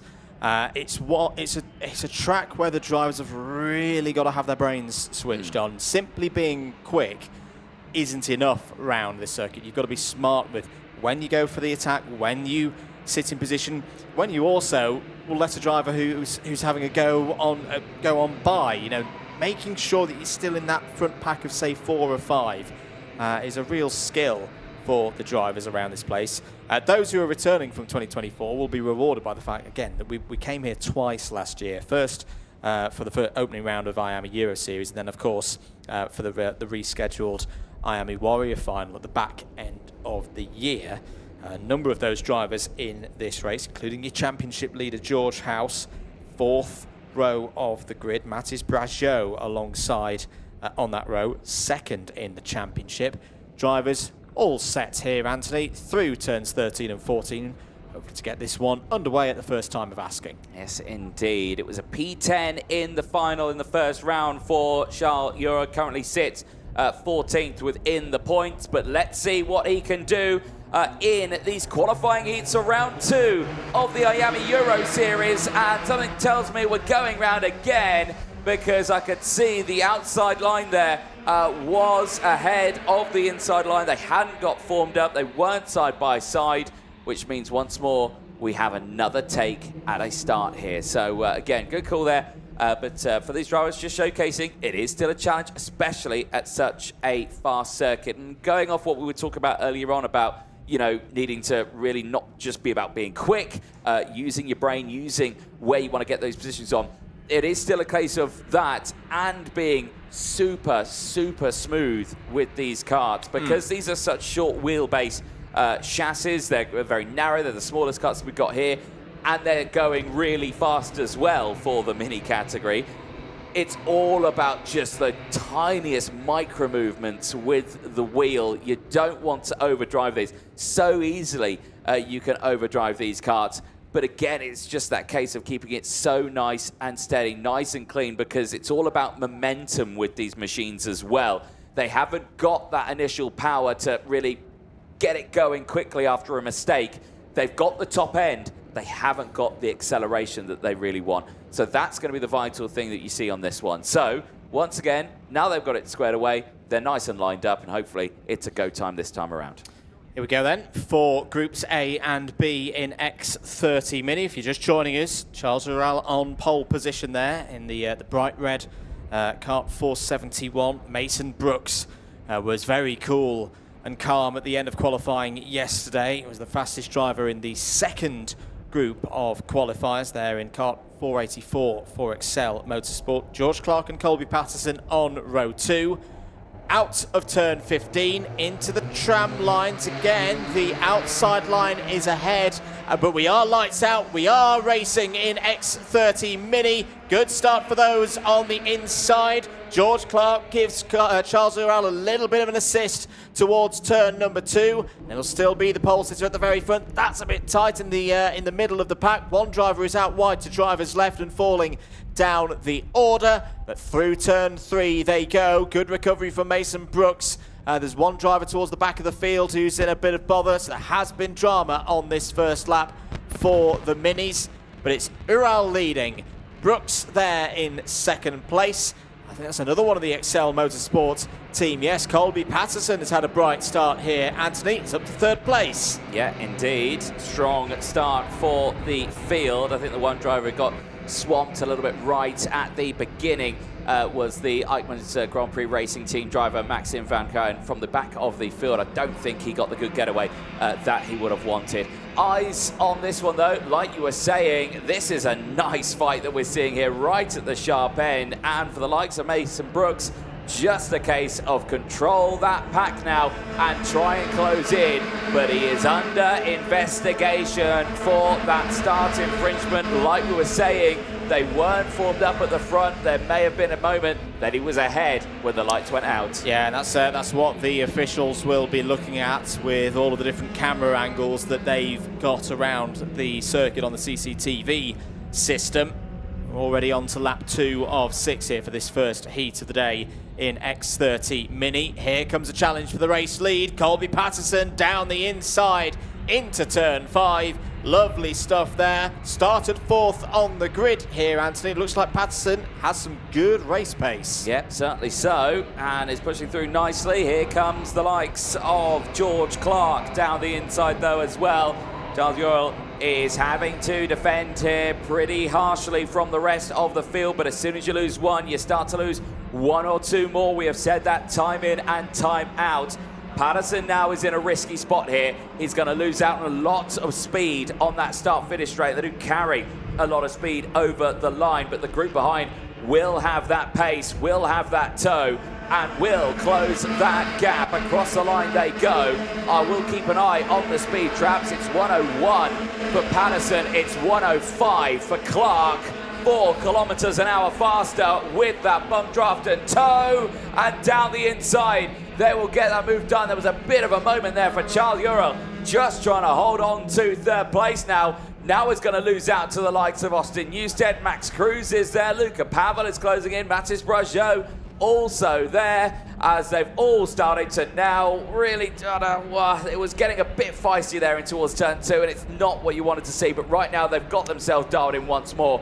They just need to focus and push forward. Yeah, because they need to. They lost the rhythm there, did Patterson and Ural, and it's probably cost them the best part of 2 seconds off the front of the field. But how about this? Well, it's a bit of a repeat of what we saw earlier in the season at the IAME Winter Cup, that when George House starts around 7th on the grid, he has this tendency to fight his way to the front of the order, and he's racing in the lead. Championship leader from Cremona has been on great form so far in 2025. Out of the final corner, halfway through this first heat for the X30 Minis, but such is the way of things here at Zuera. It's going to be a long, hard drive now for George House to keep this lead. His namesake, George Clark, is right there in second place. And Austin Newstead, who was second here last year for the opening round of the 2024 season, he's quietly made his way forward up to third place. Keep an eye there. The second of the Fusion Motorsport runners at the front of the field. Yeah, certainly so. This is a nice fight we are seeing here, and for the 2 Georges here, House and Clark, 1 and 2. Right now, just need to focus to get to the end of this one. Still Newstead there in third. Colby Patterson, P4. It's an all British 1, 2, 3 and 4 under the watchful eyes of race director Martin Bean, who is still there on the gantry, bracing the sunshine. It's the first time I've not seen him wear a woolly hat after leaving his home country of the United Arab Emirates, where I know it's very, very warm.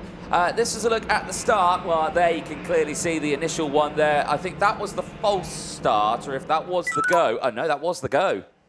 Please check if driver 484 jump start. Confirm, Martin, race control 484 jump start. Yeah, I think pretty clear cut there. You know, you can see it over the start-finish line. Just clearly ahead when the lights went out. It was the reason why we had the false start earlier on. It didn't go false start this time, and that's a big shame for Mason Brooks, who at this moment is currently running down in 9th place. Eyes on this. Newstead now in the lead. George Clark second. Colby Patterson third. George House has gone to P4. And they're starting to make two groups of two here. Well, actually, maybe it's a group of three and a group of one. So this is actually a really dangerous spot now for George House. He needs to close in on this tight and twisty, because if they get on the start-finish straight and he hasn't got the toe, he's just going to get dropped by those three drivers ahead. Yeah, and I think he's in range at the moment that he'll actually get quite a nice triple toe. It'll be a distance one at the start of the main straight, but by the time they get down to turn number one, he could be right there. In fact, forget all of that. He's there already through turns 13 and 14. Good driving there from House to make it 1, 2, 3, 4. Here comes the push onto the last lap. Austin Newstead is your race leader from teammate George Clark. It's Fusion Motorsport versus Excel Motorsport. These two teams know each other very, very well indeed. Already seen many of these X30 mini races go between these two in 2025. Here comes George Clark to the inside into turn number 3. Colby Patterson's going to follow through as well there. Newstead's going to hold it tight, is on the curb, and through comes George House. George House was 4th at the start of turn number 3. He's got all 3 of them by the time they've gone through turn 5. Yeah, he positioned it beautifully going into the hairpin at turn 4. He could see that, Patterson was on that inside line. He just followed on that inside line, pushed his way through. Didn't think about, if I could switch to the outside, maybe I could get the switch back. No, stuck on that inside line. Actually really worked out for him. Pretty nice. Now he's got to make sure that he holds it into this last sector. As you can see there, the next group behind as well. Charles Zuera in that 5. Brajot there as well. Max Cruz, Mason Brooks, Alex Riley and Luca Pavel there still in that top 10 battle. Eyes on this one though. George House absolutely nailed that one, but watch the slipstream, watch the toe from the drivers behind. Patterson just gets up to 2nd place, but it is George House who claims the first Mini X30 win of the weekend ahead of Colby Patterson. George Clark in 3rd place, Austin Newstead 4th, Mathis Brajot in P5. Your pole sitter, Charles Zuera, dropping to 8th place. And I tell you what, I think George House has got to give his teammate a little bit of thanks there, Colby Patterson, because Patterson's moved down the inside and through 13 and 14. Just gave House enough of a gap to not have to worry about getting pipped on the line there at the end of those 6 laps. It's an Excel Motorsport 1-2. That is a fantastic start to the qualifying heats for them here today.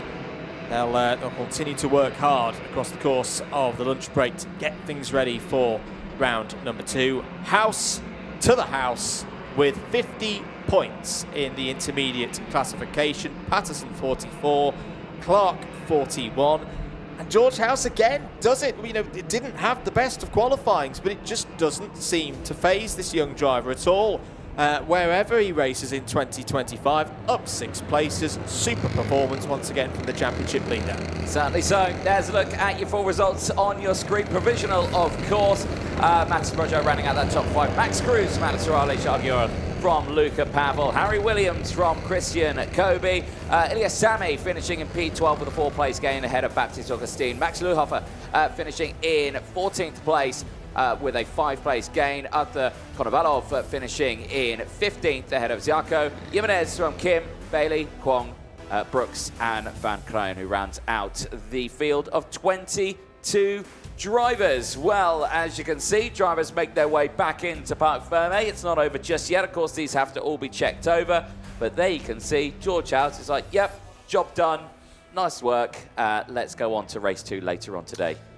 Indeed. We'll catch all of those races later on in the afternoon. Let's have a look at some of the highlights from that first heat of the weekend for X30 Mini. This was the drama before the start for Mason Brooks. Like he was ahead of the pole sitter over the line there to start the race. The under investigation notice has been shown on our screens for the 484. By the time they got to turn 1, though, it was once again Charles Hural in the lead of the race.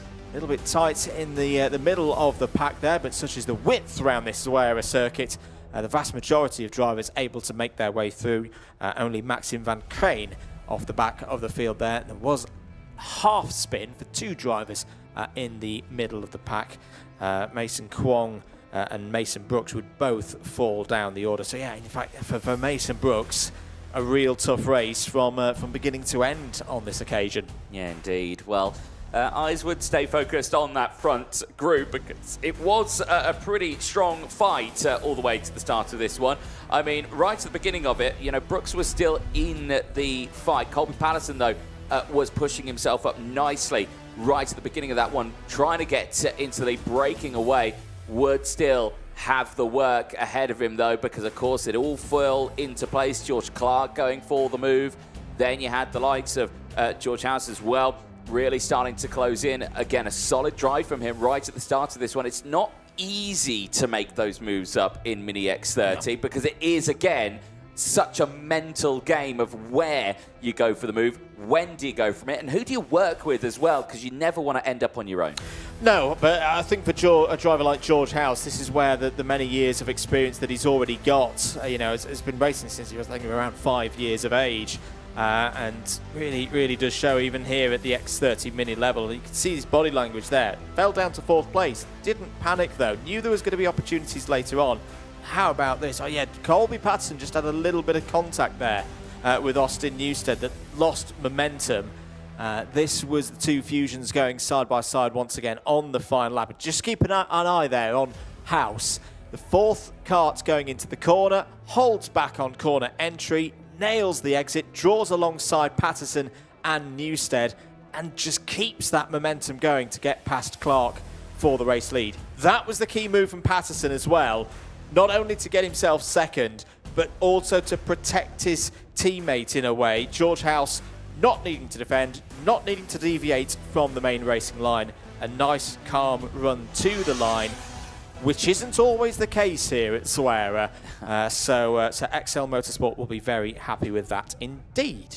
Well, you can see it's time to get your sunbathing on, but I'm quite concerned as the sunbathing with socks on. That's a questionable tactic there. That would be the most horrible tan line you can imagine, and I think they know the cameras on them. But there we go. More minis coming up, though. Qualifying heat C versus D is the next one that is going to be heading out onto the track. And straight away, what we were saying about, you know, the toes, the lines, the fighting kind of not all the way throughout it, but mainly at the end, we saw just that. And I suspect we're going to see it again in this one because you've got some names up there right at the sharp end of this one. Charles Clough, who will be starting this one on pole position. Not alone, though. Nahil El Gahoudi on the front row of the grid. Excellent qualifying for the Moroccan. Yeah, really good stuff. Again, the use of experience. Nahil El Gahoudi's raced here before, of course. There is Charles Clough on your screens. Charles in Europe, still Charlie back in the UK when he's racing in the national championships, but still the same driver who's shown some really good speed so far in 2025. Was on the podium back in Valencia for the IAME Winter Cup.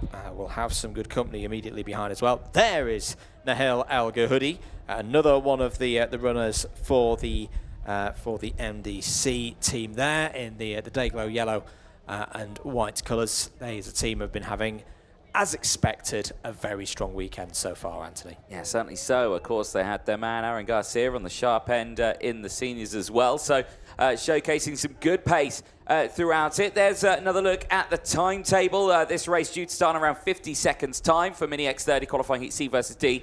Then we go into the lunch break. We'll be back after that with the seniors for another 2 heats, juniors, then minis.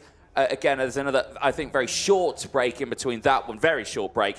And then we go into the final round of qualifying heats later on today with seniors, juniors, and minis. They will round out the day before we go into effectively super heats and finals tomorrow. So a very packed schedule that we have got for them. But 3 heats per group as we are moments away from starting this race. Mini X30 qualifying heat C versus D is the next one out on track as we wait for that green flag to wave at the front, which we get now as the engines fire up. Let's quickly fire you through that full starting lineup after witnessing quite an exciting first Mini X30 race earlier on. Charles Clough and Nahil El Gahoudi go from row number 1. Mason Hibbert and Lorenzo Di Pietrantonio go from row number 2. Daniel Ferguson and Abraham Shelvis go from row number 3. They'll have Johnson Stewart and Aurelio Longatano on row number 4. Sasha Miras and Aidan Vallejo ran out row number 5. On the 6th row of the grid, it's Milan Beku and Vincente Capello. Row 7, Andy Stewart is joined by Denver Boss. Row 8, Nahil Padavani and Atika Mir on that row of the grid. Nicola Lopez and Miko Shervers go from row number 9. It's then a 20-strong field completed by row number 10, Oliver Raytons and Milo Cornell. Well, looking forward to seeing what will happen in this race. Of course, Cremona was a very interesting story for the Minis. A lot of rain. Well, for the whole class, of course, a lot of rain over the weekend. Tight, twisty circuit for them to race on. Stark different now that what they've got. Big, wide open circuit. Blue sky as far as the eye can see. And just all the room to go racing. And you look at that picture there. You see how small the cars are. You see how wide the track is. It looks like it goes 6 wide, maybe 7 wide around this track, but I certainly wouldn't like to see that, though. It's one of those almost on that long shot. It looks like an old PlayStation game where you've put a cheat code in and everyone's gone really small. But no, for the drivers, they'll be looking forward to this one. Charles Clough at the front of the order. Nahil El Gahoudi alongside on the front row, but I'd keep an eye on those 2 Fusion drivers on row number 2. Mason Hibbert and Lorenzo Di Pietrantonio. Both had some good speed so far this weekend.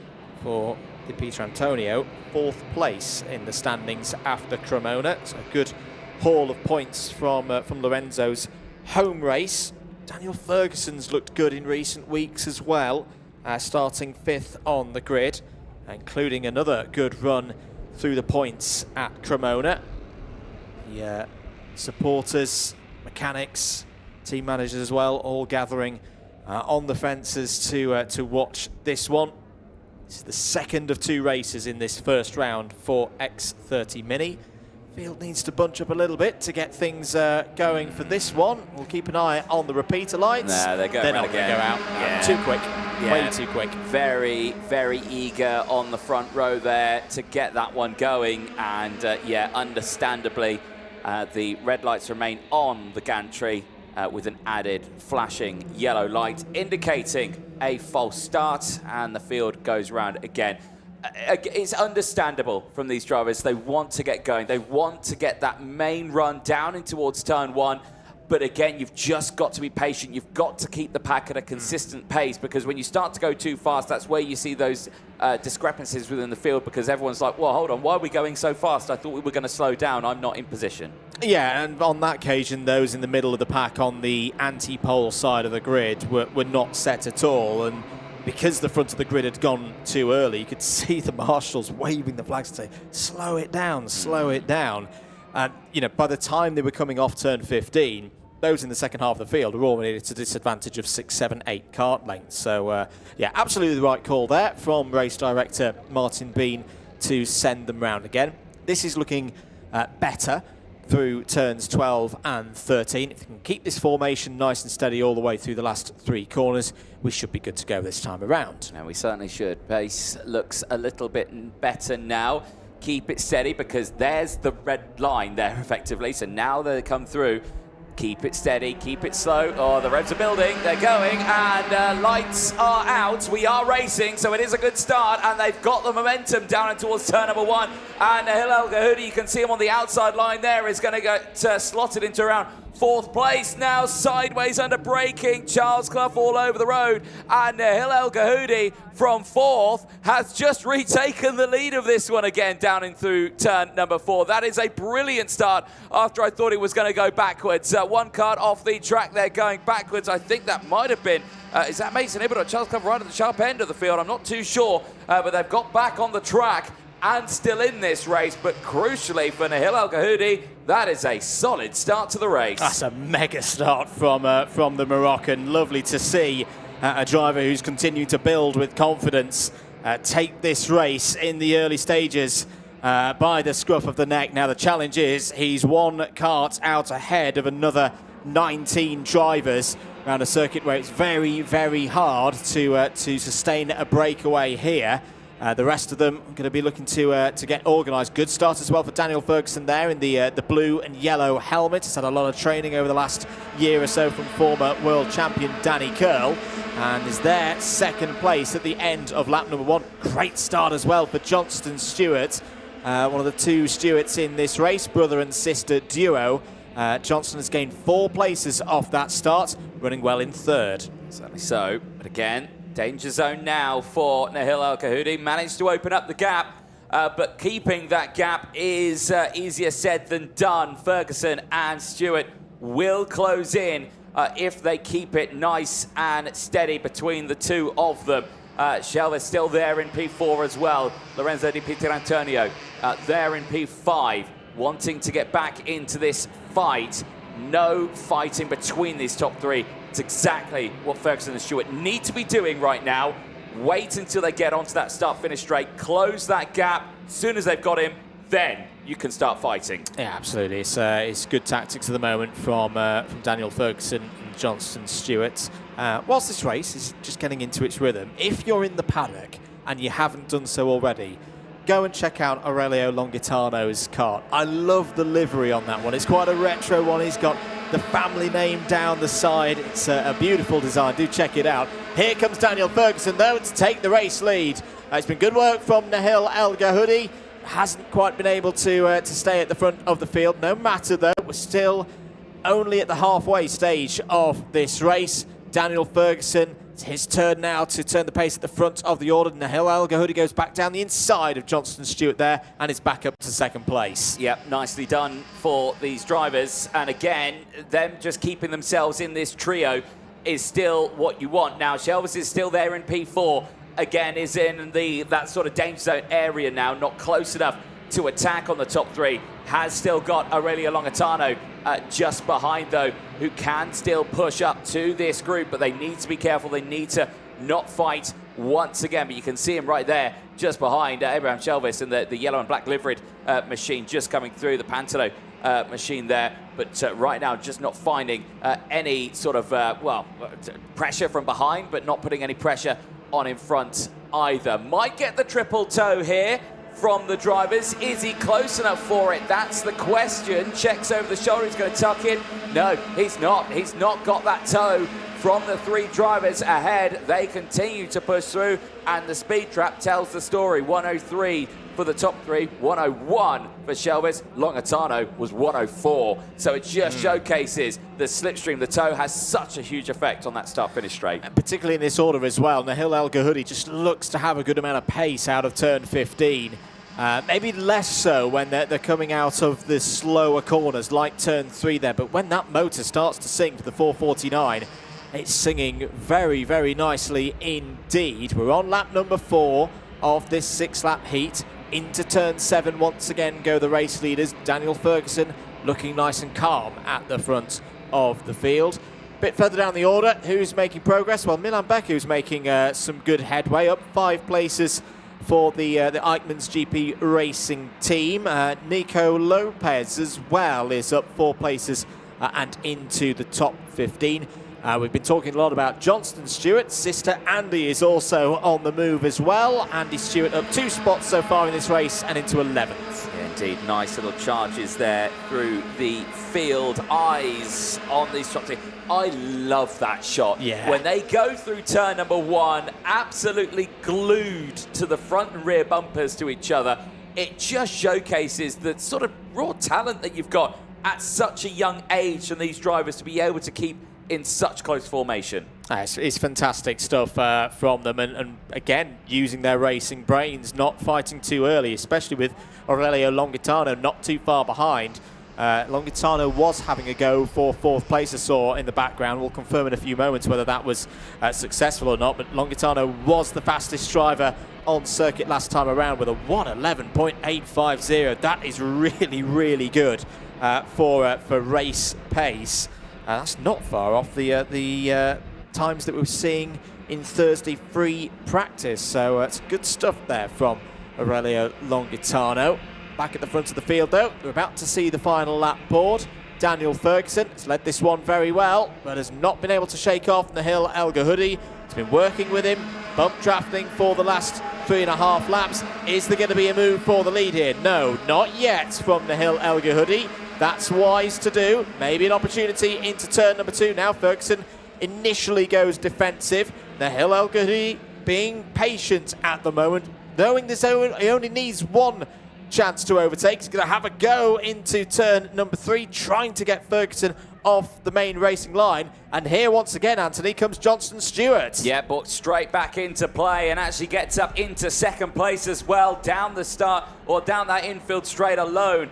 Round the sweeping bend at turn number 5, through turn number 6, down into the heavy braking zone. Big overtaking opportunity here, and we're going to see it. Contact between the top 2, and Nahil El Gahoudi's going to claim 2 for 1 at the hairpin at turn number 7. The Moroccan leads the way, but now Abraham Shelvis has closed in and now goes defensive once more into that final sector. Don't leave that door open. Don't leave a Mini X30 size gap down the inside line for Nahil El Gahoudi. He might come away with a solid win here, but watch out for the toe, watch out for the slipstream on this start-finish straight.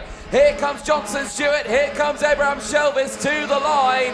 El Gahoudi takes it, Stewart takes 2nd, Shelvis claims 3rd. But Daniel Ferguson, he drops to 4th, but it's still a solid drive for him. Yeah, and some things that I'm sure he'll look over with his mechanic Lewis Mackey after that, and things to build upon with that 4th place. But fair play, Nahil El Gahoudi kept himself calm, was down to 3rd place at this point of the circuit, turn number 5. Pounced on that opportunity. It's a win for the Moroccan, who will share the lead of the intermediate classification, 50 points apiece with George House before they head into round number 2. Colby Patterson and Johnston Stewart there sharing 3rd place in the IC on 44. Looking forward to seeing the replay, hopefully, of Johnston Stewart coming through, scything through, was 4th heading into turn 14. Found the gap to take 2nd place in that race. George Clark and Abraham Shelvis will be 5th and 6th in the IC after round 1.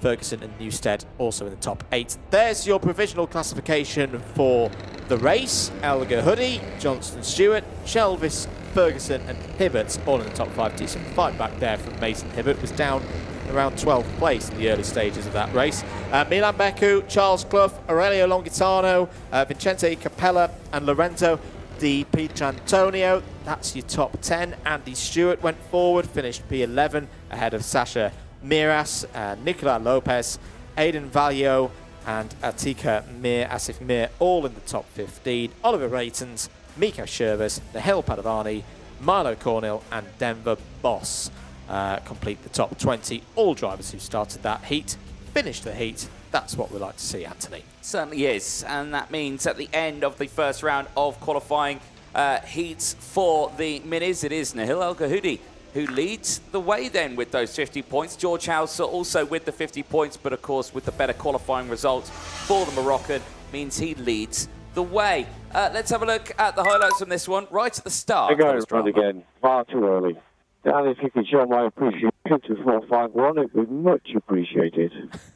Very much showed that appreciation, did Daniel Ashton there, standing right in the middle of the track. I certainly wouldn't do that in front of a field of very excitable Mini X30 drivers. But the race got going. That was that initial false start. That's what sent them around again. Super, super fast on the word go. They later got it right. They got going. And it was a pretty solid start. Now, watch Nahil El Gahoudi here. You can see him there on the MDC machine. He slots into around 4th place. But then watch it at the start here. You can see how sideways they were under braking and just squeezes his way through. Beautifully positioned, and that was nicely done from the Moroccan. Yeah, got the braking absolutely spot on there through turn number 2. That's I think that's how Mason Hibbert fell down the order a little bit in the early stages. This was the move from Daniel Ferguson to take the race lead on lap number 2. Really impressed with Johnston Stewart as well. I've had the pleasure of watching both Johnston and Andy race for a good few years. Both of them from Northern Ireland, have raced a lot of the places like Nuts Corner. They have both massively improved, I'd say, since the summer last year. And for Johnston Stewart up there in 2nd place, that is a tremendous result, which hopefully gives him a lot of confidence. This was, again, the defensive work from Daniel Ferguson, trying to hold on to that race lead.